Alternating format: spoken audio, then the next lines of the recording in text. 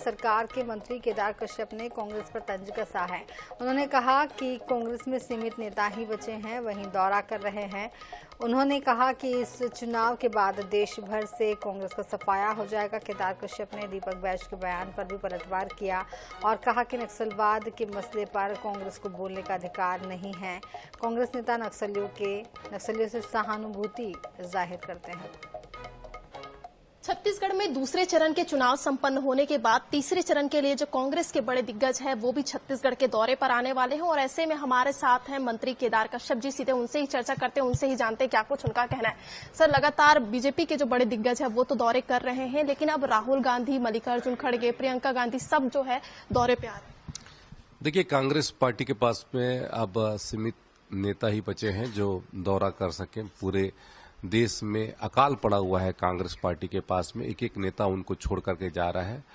मेरी शुभकामनाएं हैं, कांग्रेस पार्टी को के साथ में संवेदना है और इस चुनाव के बाद कांग्रेस पार्टी का पूरी तरीके से पूरे देश में सुपड़ा साफ हो जाएगा। कांग्रेस ये कह रही है कि अभी भी जो नक्सलवाद है उसकी मुख्य वजह भारतीय जनता पार्टी है, क्योंकि वो खत्म करना ही नहीं चाहती और उन्हीं की वजह से ये हत्याएं हो रही हैं।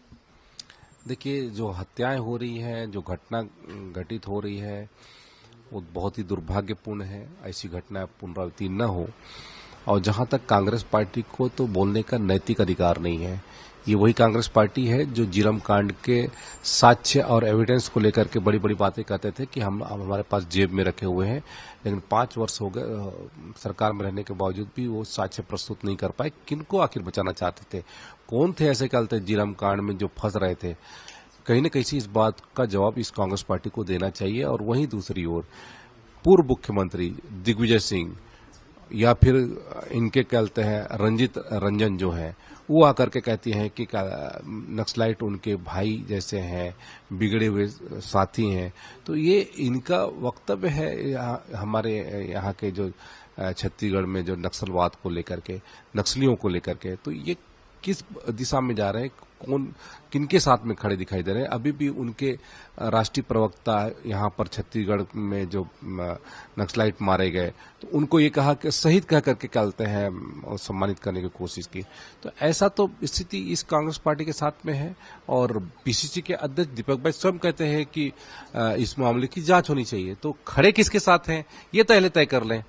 ये दोहरा मापदंड क्यों करते हैं? या तो वो नक्सलाइट साथ खड़े दिखाई दें या फिर कहते हैं जो लोकतंत्र है उसके साथ खड़े दिखे।